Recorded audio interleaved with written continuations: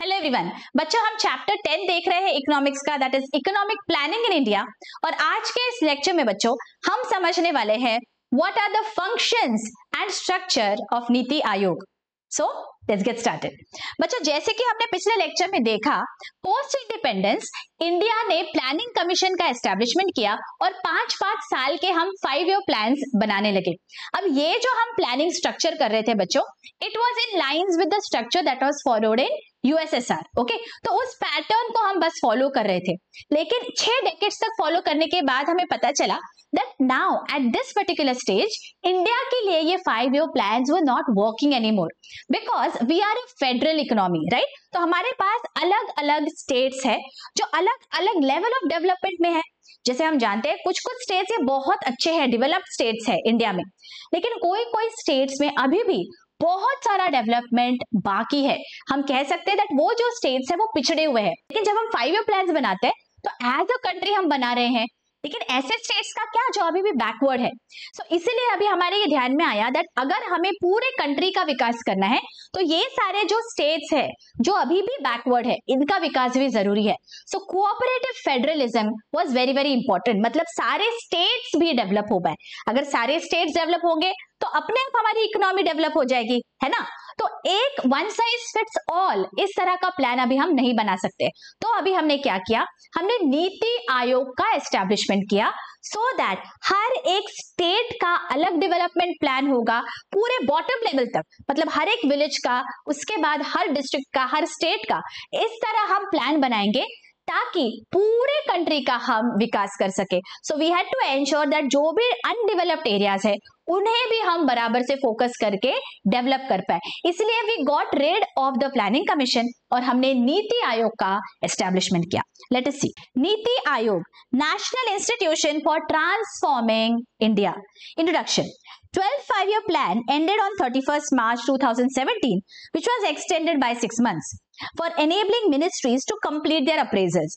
Niti Aayog, introduced in 2015, aimed at expanding the role of states, making the states' role more positive in collaboration with the center. जैसे कि मैंने अभी आपको बताया states का development होना जरूरी था, इसलिए स्टेट्स का रोल बहुत ज्यादा इंपॉर्टेंट था नीति आयोग में। फॉर्मेशन ऑफ नीति Aayog was an innovative and remarkable step to reinforce the principles of federalism and decentralisation of powers. जो फेडरलिज्म है, बिकॉज हम अलग अलग स्टेट से हमारी कंट्री बनती है, तो हर एक स्टेट को प्रॉपर पावर दिया जाए, प्रॉपर अथॉरिटी दिया जाए ताकि वो पर्टिकुलर स्टेट का डेवलपमेंट हो सके एंड इन टर्न पूरे कंट्री का भी डेवलपमेंट हो जाए। It also aims to accelerate economic growth and development. Resolution of NITI Aayog was sanctioned on 1st January 2015, but its actual execution started after completion of the 12th 5-year plan. जो 12th 5-year plan था उसे हमने complete होने दिया और उसके बाद NITI Aayog took over. Okay, think tank functions as a premier policy think tank of the government of India. Niti Aayog aims to evolve a shared vision of national development with active involvement of the states. तो states का development भी बहुत जरूरी था। It fosters cooperative federalism through structural support and policy guidance to the states on continuous basis. तो states को हम बराबर से guidance provide करेंगे। We will ensure that states get the support that they are required for their development. Because हर एक state अलग अलग stage पे है development के। So we did not want to mix everything. So हर एक state को हमने autonomy दिया that you frame policies, we will give you the support. So decentralization हो गया यहाँ पे। So center and state they are going to work hand in hand for the mutual development. Alright, think tank क्या है देखो, do you know? Think tank is a group of experts who are gathered together by an organization, especially by a government, in order to consider various problems, try and work out ways to solve them. अभी think tank में क्या है, बहुत सारे ऐसे experts हैं अलग अलग field के। They will come together, they will assess कि क्या प्रॉब्लम है और उस प्रॉब्लम के क्या क्या सोल्यूशंस हो सकते हैं, ये साथ में मिलके वो थिंक टैंक यहाँ पे बनाती है। सो इसीलिए ये नीति आयोग का think tank is very very crucial. Okay, आगे following are the pillars of नीति आयोग। देखिए विजन डॉक्यूमेंट ऑफ इंडिया। अभी नीति आयोग में क्या किया गया, विजन मतलब ये 2, 4, 5 सालों के लिए नहीं, फ्यूचर में हमें इंडिया को कहां पे लेके जाना है, ये एक विजन हमारे पास रेडी होना चाहिए। और इसके लिए कुछ एक्शन प्लान होगा दैट अभी तुरंत कौन से एक्शंस लेने हैं। सो उसके लिए हमने 3 ईयर एक्शन प्लान बनाया, जिसे हम कह सकते हैं it is like a short term plan, alright. और फिर हमने बनाया एक स्ट्रैटेजी जो 7 ईयर का मीडियम टर्म स्ट्रैटेजी है, मतलब अगले 7 सालों में हमें इंडिया को कहां लेके जाना है। और ये जो विजन डॉक्यूमेंट है ये अगले 15-20 सालों में हमारी कंट्री को हम कहां देखते हैं। तो इस तरह से हमने इसे बाइफर्केट कर दिया into short term, medium term and long term goal. Okay, appraisal document of the 12th 5-year plan. अभी जो 12th 5-year प्लान में हमने अलग अलग टारगेट्स रखे थे, वो टारगेट्स को हमने कहां तक अचीव किया ये यहाँ पे हमने देखा। Transforming India lecture series organised by Niti Aayog. अभी नीति आयोग क्या करता है, अलग अलग लेक्चर सीरीज लेता है by various experts in different fields and these experts give us lectures on various issues. Okay, doubling of farmers income, जो फार्मर हमारा कमा रहा है इंडिया में उसका इनकम कैसे डबल हो पाए, ये नीति आयोग का बहुत बड़ा यहाँ पे गोल है। Okay, outcome budget and output outcome framework. अभी यहाँ पे हमें सिर्फ पॉलिसीज फ्रेम करके नहीं रुकना है, हर पॉलिसी का किस तरह से आउटपुट हुआ, किस तरह से उस पॉलिसी से हमारा जो कंट्रीमैन है उनका बेनिफिट हुआ, ये हमें यहाँ पे नीति आयोग में स्पेसिफिकली देना है बच्चों।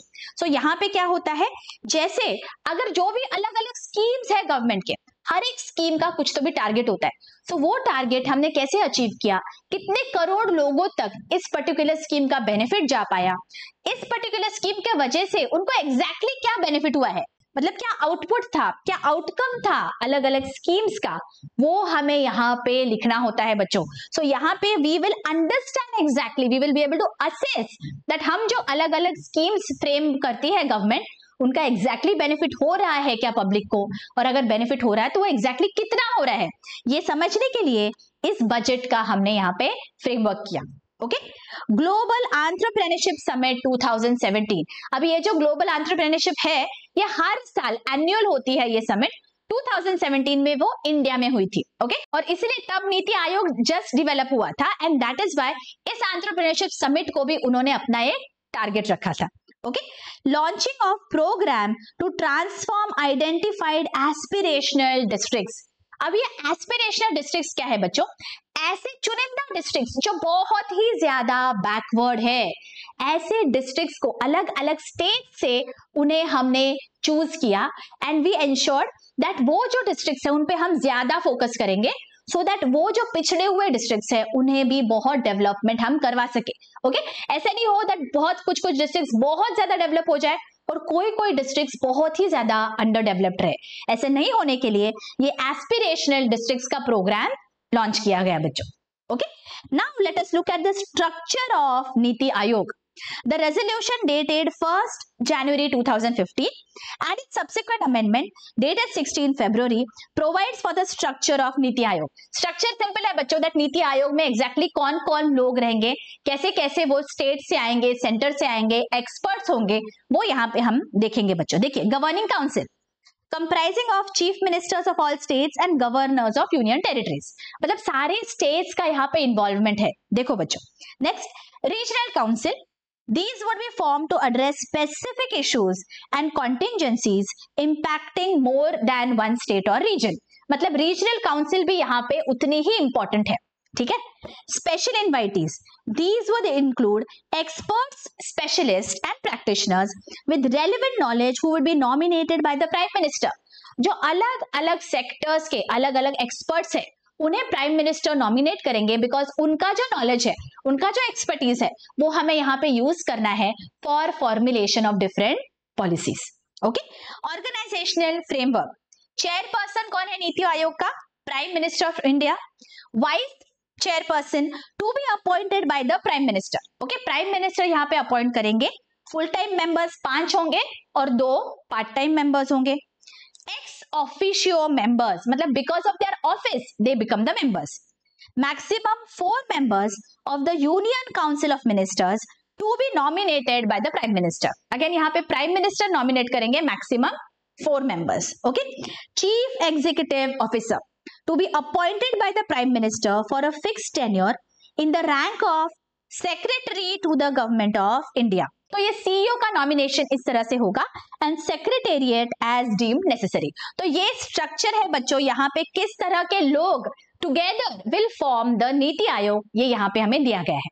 Okay, now let us understand what are the functions of नीति आयोग। बाबा आपने एस्टैब्लिश तो कर दिया, बट इसका एक्चुअली क्या रोल है, let us see one by one. Shared national agenda evolves a shared vision of national development priorities and strategies with the active involvement of states। देखिए हर बार states पे फोकस किया गया है, नेशनल एजेंडा है लेकिन states का involvement भी बहुत जरूरी है।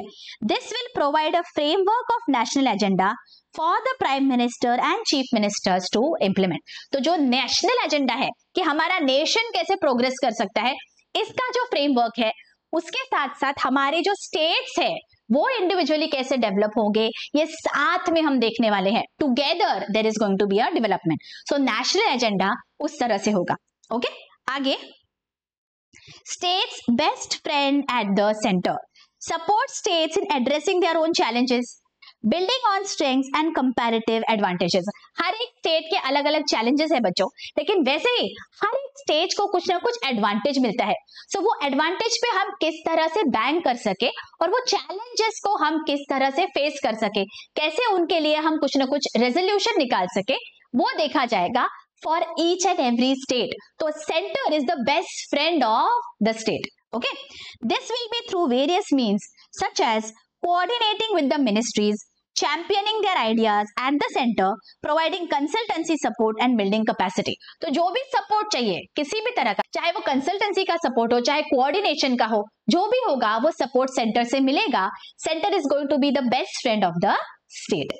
Okay, decentralised planning, restructuring the planning process into bottom up model from village level, that is local government to national or central government। मतलब यहाँ पे हम पहले छोटे छोटे प्लान्स बनाएंगे एट वेरियस लेवल्स, पहले विलेज लेवल पे, डिस्ट्रिक्ट लेवल पे, फिर स्टेट लेवल पे प्लान्स बनेंगे for each and every state, and then ये एग्रीगेट बनेगा for the entire nation.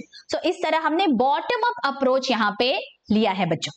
Okay, knowledge and innovation hub, be an accumulator as well as booster of research and best practices on good governance through a state-of-the-art resource center which identifies, analyzes, shares and facilitates replication of the same। तो ये जो KIH है बच्चों, Knowledge and Innovation Hub of the NITI Aayog, it plays a very important role. It acts as a think tank। मतलब यहाँ पे सारे experts मिलके सॉल्यूशंस निकालेंगे अलग अलग प्रॉब्लम्स के लिए, because every state is going to have its own problems. तो उन प्रॉब्लम्स को हम कैसे टैकल करें, ये जो थिंक टैंक है वो यहाँ पे प्रोवाइड करेगी। We are going to come up with innovative ideas in this hub and then these ideas are going to be implemented in various states।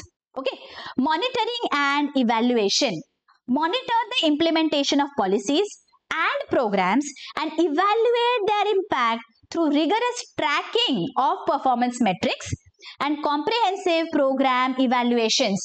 आपने बस पॉलिसीज बना के छोड़ नहीं देना है, हर पॉलिसी को आपको ट्रैक करना है दैट वो प्रॉपर एंड यूजर तक उसका बेनिफिट गया है या नहीं। वो जो पॉलिसी है उसके वजह से हमारी जो पब्लिक है, हमारे जो लोग हैं, उनको एक्चुअली उसका क्या बेनिफिट हुआ, ये प्रॉपर ट्रैक करना है। उसका आउटकम, उसका आउटपुट हर एक पॉलिसी का आपको बताना है। सो दैट इज व्हाई यहाँ पे evaluation is very very important। Okay, this will identify weaknesses and bottlenecks for necessary course correction, enable data driven policy making, encouraging greater efficiency and effectiveness। मतलब यहाँ पे data driven होने वाला है सब कुछ, आपको पेपर पे दिखाना है दैट एग्जैक्टली कहाँ पे आपके इस पॉलिसी के वजह से कहाँ बेनिफिट हो पाया, और अगर बेनिफिट नहीं हो पाया है तो क्या बॉटलनेक्स है, हम क्या ठीक कर सकते हैं ताकि ये जो सारी पॉलिसीज है उसका हमारे लोगों तक, एंड यूजर तक उसका बेनिफिट हो पाए। तो यहाँ पे बच्चों सिर्फ हवा में बातें नहीं की गई है, बहुत ज्यादा डेटा ड्रिवन है ये नीति आयोग के सारे plans. Okay, cooperative and competitive federalism be the primary platform for operationalizing cooperative federalism, enabling states to have active participation in the formulation of national policy and achieving time-bound implementation of quantitative and qualitative targets through the combined authority of prime minister and chief minister. हर एक point में बच्चों states के role को emphasise किया गया है। यहाँ पे भी देखो क्या कहा गया है, that there has to be active participation from the states, और chief ministers and prime minister they are going to work together in facilitating competitive federalism, मतलब एक healthy competition हो अलग अलग states में, and cooperative federalism मतलब एक दूसरे स्टेट के विकास के लिए सब साथ में काम करेंगे।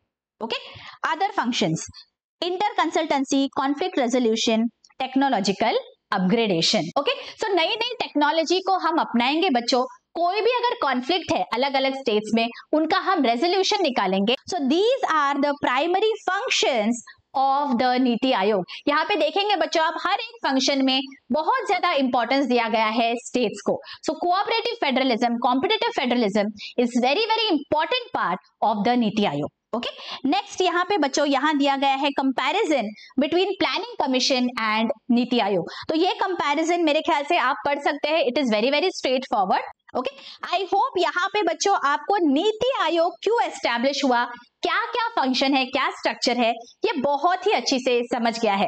बच्चों go through the home page of the channel, वहां पे सारे चैप्टर्स का मैंने प्लेलिस्ट बनाया हुआ है, एज वेल एज सारे एक्सरसाइजेस सॉल्व किए हैं chapter wise. Do go through those lectures and let me know in the comment section how are you finding the lectures. Help us reach out to a large number of students by spreading the word. मिलती हूँ आपको next lecture में। Till then take care. Bye bye.